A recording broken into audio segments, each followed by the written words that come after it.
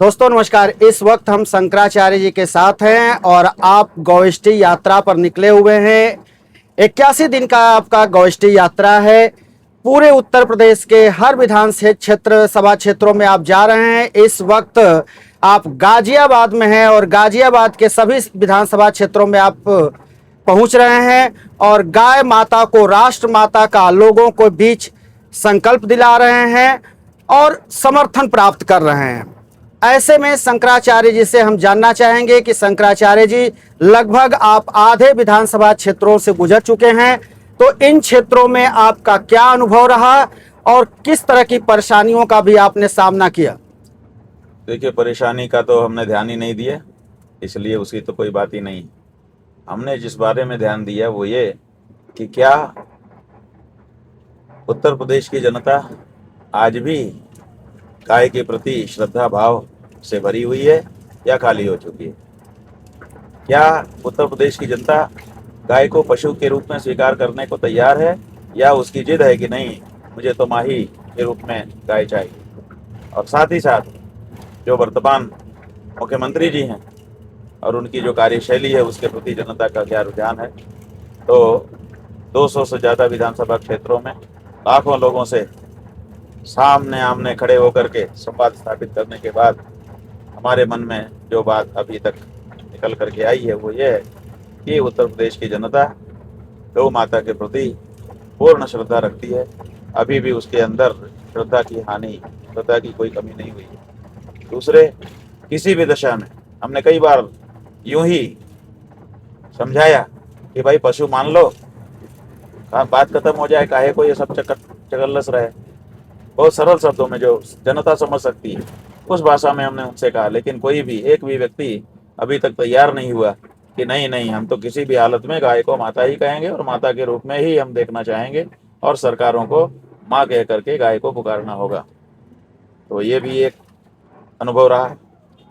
और तीसरे खास जो बात है वो ये है कि लाखों लोगों ने अभी तक की यात्रा में संकल्प हमारे सामने खड़े होकर के लिया कि अगले चुनाव में हम गौ माता की रक्षा के लिए ही मतदान करेंगे, बाकी कोई मुद्दा हम महत्वपूर्ण नहीं समझेंगे। बिजली, पानी, सड़क, विकास सब पीछे, अब गौ माता की रक्षा हमारा प्रथम मुद्दा है और उसके लिए हम मतदान करेंगे। शंकराचार्य जी वो कहते हैं कि गाय को राष्ट्र माता बनाने की बात आ रही है, कहा जा रहा है, लेकिन गाय तो हमारी जन्मांतर से माता है, तो उसको हम जो है माता घोषित क्यों करने जाए? वो तो हमारी पहले से माता है। जो चीज तुम्हारी जन्मांतर से है उसकी घोषणा करने में तुमको क्या दिक्कत है, बताओ? जो चीज तुम्हारी जन्मांतर से है उसकी घोषणा करने में घाटा क्या है, ये बता दो ना हमको। जबकि आज जो है माँ को अपने बेटे को घोषित करने में और बेटे को भी माँ घोषित करने के लिए आजकल तो प्रपत्र मांगे जाते हैं, सरकारी पेपर मांगे जाते हैं। आप समझिए कि विवाह आपका अगर होगा तो विवाह का भी सर्टिफिकेट सरकार को चाहिए, उद्घोषणा चाहिए कि ये विवाहित है जी। माँ बेटे के लिए हर बच्चे के मार्कशीट में माँ का भी नाम लिखा जाएगा, ये उनकी माँ है। जी। क्यों अनिवार्य किया कानून आपने? जी। पहले तो हमारे यहाँ यही चलता था कि माँ तो माँ है, उसकी उद्घोषणा की क्या जरूरत है जी। लेकिन तुमने कानून बना दिया कि नहीं, बच्चे के मार्कशीट में, फॉर्म में माँ का भी नाम लिखा जाएगा, घोषणा करनी पड़ेगी कि ये मेरी माँ है। तो जब आपने दूसरे कामों में माँ के अनिवार्यता कर दी घोषणा, तो फिर गौ माता के संदर्भ में अनिवार्यता क्यों नहीं है? क्यों उसको घोषणा करने में आपको हिचक है? शंकराचार्य जी, एक बहुत बड़ा सवाल है, आज देश और दुनिया में ये सवाल खड़ा हो गया है। जिस मुद्दे पर, जिसके भरोसे, यानी हम यहाँ बात कर रहे हैं मर्यादा पुरुषोत्तम भगवान श्री राम का, उन्हीं के भरोसे, उन्हीं के नाम पर ये केंद्र में सत्ता में है, प्रदेश में है, और यहां तक देखा जाए तो पूरे देश में लगभग 22 प्रदेशों में इनकी सरकार या तो खुद की है या तो फिर जो है ये लोगों के साथ मिल करके सरकार चला रहे हैं। आज उसी मर्यादा भगवान पुरुषोत्तम राम के मंदिर से जो खबर आई, वहीं पर ये जो है मर्यादा तार तार होती दिखाई दे रही है। इसको लेकर के आप क्या कहेंगे? बात यह है कि वंचक भगत कहा ही राम को। राम के दो तरह के भक्त हैं, एक राम से राम को पाना चाहते हैं और दूसरे राम से दाम को पाना चाहते हैं। तो ये राम के वंचक भगत हैं, दिखावटी हैं कि राम भगत हैं, असल में राम के यहाँ जो चढ़ोतरी हो रही है उस चढ़ोतरी के भगत हैं। और इसीलिए इन्होंने पूरा रैकेट बना रखा। आप बताइए कि जब ये ट्रस्ट बनाया जा रहा था, ये पूरे देश की संयुक्त संघर्ष का परिणाम था, तो फिर इसमें से धर्माचार्यों को जो ट्रस्ट बना करके पहले से उपस्थित थे उनको क्यों हटाया गया? इसमें अपने विश्वस्त लोगों को, बहुत खास लोगों को क्यों रखा गया? इसी से पता चल गया कि आगे चल करके चोरी चमारी करने का इनका इरादा है। चोरी चकारी क्यों? क्योंकि विश्वस्त व्यक्ति जहाँ रहता है वहाँ पर आप कुछ भी करो वो बाहर नहीं आने देता है। तो इसी दृष्टि से इन्होंने अपने खास खास कार्यकर्ताओं को वहाँ पर ट्रस्ट में भर्ती किया, और जब से ये काम शुरू हुआ है तब से ही वहाँ पर चोरी हो रही है। जब से रामशिला का पूजन हुआ था उसके बाद से ही जाने कितने आरोप चंदा के, गबन के इनके ऊपर लग चुके हैं, और आज भी लग रहे हैं। लेकिन समस्या यह है कि 2-4 दिन मीडिया भी इसको चलाएगा और उसके बाद लिपापोती हो जाएगी, बात खत्म हो जाएगी और चीज़ें जैसी चलती रहेंगी। असल में वहाँ पर जो हमारे देश के बड़े बड़े धर्माचार्य हैं उनके द्वारा उस ट्रस्ट का संचालन और वहाँ की रीति नीति का संचालन किया जाता है। इन्होंने एसआईटी के गठन कर दिया है। एसआईटी ना जाने कितने मामलों की वो जांच कर रही है। क्या एसआईटी का जो ये गठन किए हैं ये लीपापोती के लिए कर दिए हैं या फिर एसआईटी कुछ निकाल पाएगी? क्योंकि ये तो छोटे छोटे कर्मचारियों पर ही लोगों ने कह दिया है कि एसआईटी के बस का ये नहीं है, एसआईटी के उतना कैलिबर नहीं है कि इन सब लोगों की गलती को वो सामने ला सकें। इसीलिए लीपापोती के लिए ये एसआईटी बनी है। अगर जांच करानी है तो 4 शंकराचार्य, 5 वैष्णवाचार्य की कमेटी बनाइए, जो धर्म को समझते हैं, मर्म को समझते हैं।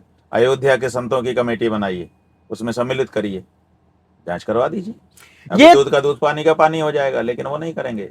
ये सारे जितनी बात आप कह रहे हैं ये सब कुछ जो है बाबा विश्वनाथ पर भी लागू होता है। धर्म के स्थान में अगर धार्मिक लोग व्यवस्था नहीं कर सकते, धार्मिक लोग जांच नहीं कर सकते, तो ये अफसर जो है आकर के धर्म चलाएंगे, मंदिर ये लोग चलाएं।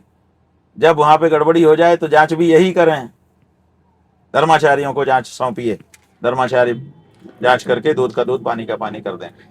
तो लगे हाथ क्या बाबा विश्वनाथ के मंदिर में भी जो लोग, चाहे अधिकारी रहे हो, चाहे कर्मचारी हो, चाहे जो भी हैं, कॉरिडोर के समय से जितने लोग रहे हैं, क्या उनके भी संपत्ति की जांच हो जानी चाहिए और दूध का दूध, पानी का पानी वहां भी हो जाना चाहिए? क्योंकि वहां भी कोई धर्माचार्य नहीं है। कि सब जगह दूध का दूध, पानी का पानी होना ही चाहिए। आपको तो याद है, आप तो काशी में थे जब हम लोगों ने वहां पर त्रिशूल, रजत त्रिशूल चोरी हुआ था। एक बात और कहते हैं, ये जो है भारतीय जनता पार्टी के एक वरिष्ठ नेता हैं वाराणसी के, उन्हीं के मन का ये पीड़ा है और वो कह रहे हैं कि हम अंदर पूछ नहीं सकते, इसलिए दुबे जी आप इस मुद्दे को ले आइए सामने, क्योंकि जांच होना चाहिए। बिल्कुल सही है। देखिए, भारतीय जनता पार्टी में भी जो अच्छे हिंदू हैं उनके मन में तो पीड़ा रहती ही है। क्या करें, पार्टी लाइन कुछ भी आ जाती है तो पीड़ित होकर के चुप रहते हैं, लेकिन मन की पीड़ा तो रहती है। इसलिए ऐसे लोगों का खूब आदर हम करना चाहेंगे। और ये धर्म स्थान है, अगर यहाँ पर हम शुचिता, पारदर्शिता नहीं रख पाए तो फिर लोक जीवन में शुचिता और पारदर्शिता की हमसे कोई अपेक्षा ना करे। एक बहुत अहम सवाल है गविष्ठी यात्रा को लेकर के, गाय को राष्ट्रमाता का दर्जा दिलाने को लेकर के। ये ऐसा रसायन आपने तैयार कर दिया कि जितने छुप करके इसके पीछे राज सत्ता का भोग कर रहे थे, अब वो बिना किसी आपके प्रश्न पूछे, बिना डायरेक्ट आपके सामने आए, वो अब सामने आ रहे हैं और तरह तरह की बातें कर रहे हैं। कोई कह रहा है कि 14 साल के बाद गाय को भोजन बना सकते हैं, कोई कह रहा है कि गाय को घर में खा सकते हो, और यहाँ तक कि जो भगवा वस्त्रधारी हैं लेकिन वो शासन में है, वो कह रहे हैं कि गाय को लेकर के वो उनकी रवैया सब लोग देख ही रहे हैं, वो राष्ट्रमाता घोषित करने को तैयार नहीं है। सदन में भी बोले थे कि हम राष्ट्रमाता घोषित करना चाहते हैं, लेकिन आज पीछे हट गए। तो ये रसायन शंकराचार्य जी, ये रसायन कुछ हमको लग रहा है कि वैसे ही काम कर रहा है जैसे किसी अदृश्य जगह पर कीड़े हो और वहां डाल दिया जाए और कीड़े बड़बड़ बड़बड़ बाहर आ जाए। ऐसा ही रसायन तैयार आपने कर दिया है, लोग कह रहे हैं। बात यह है कि लोग अपने अपने ढंग से कहते हैं, हम तो बहुत सहजता के साथ, जो मेरी गाय माँ, बचपन से जो संस्कार हमने सीखा, शास्त्रों में पढ़ा, बचपन में हमको कहा गया कि गाय पशु नहीं है, माँ है, गाय माँ, गाय माँ। बाद में हमने शास्त्रों में पढ़ा, कहा गया कि जो गाय को पशु कहेगा वो नरक जाएगा, जो उसके अनुसार व्यवहार करेगा वो नरक में जाएगा। तो हम तो अपने परंपरा और शास्त्रों की जो बात है उसको बड़ी सरलता के साथ उठा रहे हैं, और उसमें कौन सा रसायन बना है ये तो व्याख्या करने वाले ये सरलता पोल खोल दिया। हाँ। और बड़े हैरान है, ये सत्ताधारी पार्टी बड़े हैरान है कि ये तो पूरा पोल ही खुल रहा है। और क्या ये गाय माता का कहीं न कहीं कोप और श्राप है क्या, कि ये सभी जगह ये कहीं अयोध्या से खबर आ रही है, कहीं और से खबर आ रही है। आपके जो विरोधी थे वो आज सामने आकर कह रहे हैं कि हम तो इनको फंसा रहे थे। ये सब क्या है? ये आपके तप का, आपके उसका ये करामात है, चमत्कार है, या ये विधाता क्या कर रहे हैं कि खुद ही सब बाहर आ रहे हैं? ऐसा है कि ये सिद्धांत है कि झूठ की उम्र लंबी नहीं होती है और पाप जो है वो सिर चढ़ करके बोलता है। तो ये कोई हमारे मामले में ही नहीं है। जो भी सत्य के पक्ष में रहेगा उसको परेशान करने के लिए असत्य के प्रहार होंगे, लेकिन अंततः उसको आँच नहीं आती है। इसलिए ये तो हमारे यहाँ परंपरा ही रही है कि पाप जो है वो अपने आप पापी के सिर पे चढ़ के बोलता है, तो बोलता है, इसमें क्या दिक्कत है। आप बहुत कठिन समय ये यात्रा शुरू किए, भीषण गर्मी में, तपती गर्मी में। ऐसा है कि तपस्या तो कठिन परिस्थिति में ही की जाती है। ये हमारी तपस्या है एक तरह से। गर्मी सर्दी की परवाह न करना, यही तो तपस्या रहती है। पंचाग्नि तापते हैं हमारे महात्मा लोग। जिस समय सूरज बड़ी गर्मी करता है उसी समय चारों तरफ आग जला के बीच में बैठ के तापते हैं। तो हम इतना भी नहीं कर सकते, गौ माता के लिए है ना, तो इसमें क्या दिक्कत है।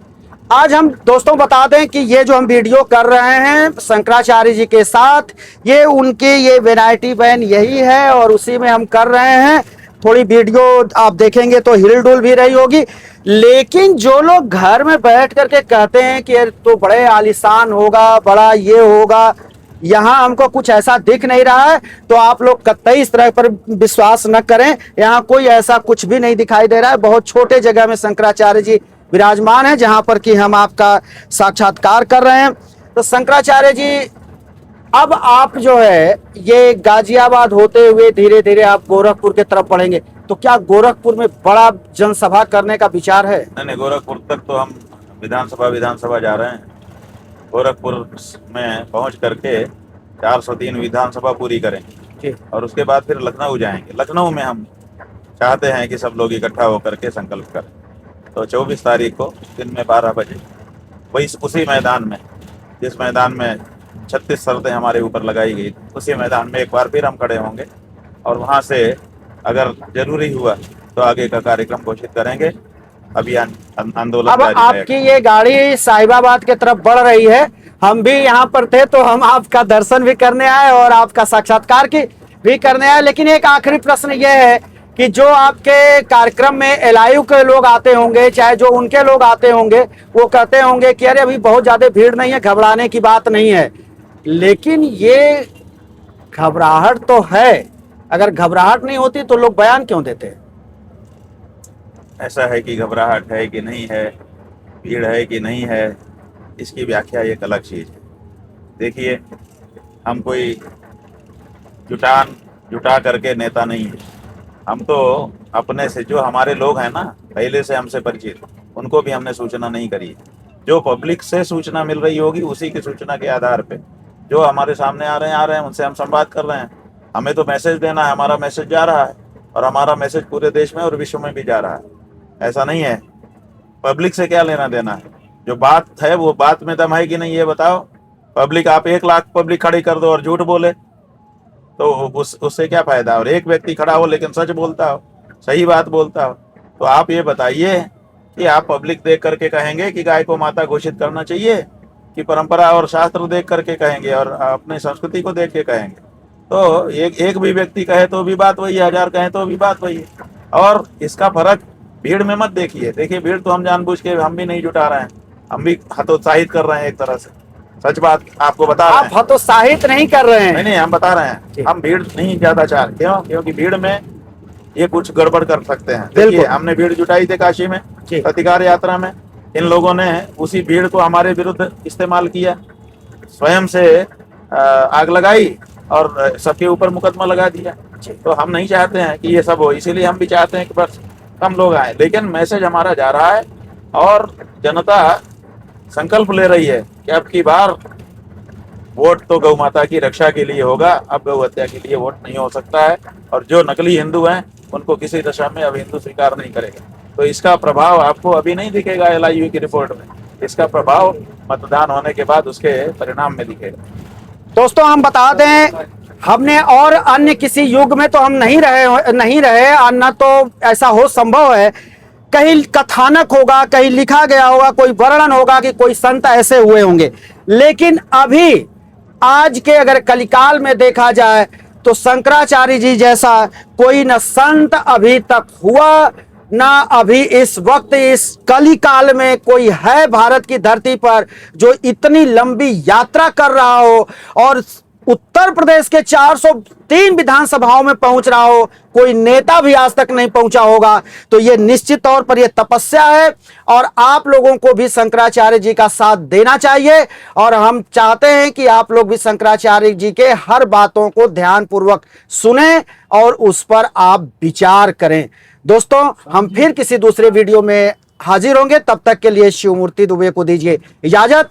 और ये बिनाटी बैन में हम हैं, इसलिए हम अपने आप को नहीं दिखा पाए, इससे कोई दिक्कत नहीं है। नहीं, हमको के दिखा दो, नहीं बिनाटी बैन भी दिखा दो। ये आप लोग देख लीजिए। ये अब आप लोग 81 दिन किसी को रहना पड़ जाए। हाँ, ये जो है बिनाटी बैन है। ये देखिए हम भी हैं, ये आप जो है आचार्य जी हैं, ये विनायटी बैन है। और ये मुश्किल से जो है समझ लीजिए कि 4x4, हाँ वो तो अंदर का है, लेकिन जो बैठे हुए हैं बस वो आम जैसे हम लोग बस में बैठ करके यात्रा करते हैं, बस वही सीट है। उसके अलावा ये कोई बड़ी सीट नहीं है, कोई ये सोफा नहीं है। तो दोस्तों हम फिर हाजिर होंगे, तब तक के लिए शिवमूर्ति दुबे को दीजिए इजाजत। शंकराचार्य जी आपसे भी आशीर्वाद चाहिए। भैया खूब आप लोगों को हम यही कहना चाहेंगे, आशीर्वाद तो है ही है, लेकिन गौ माता के लिए खड़े हो जाना है।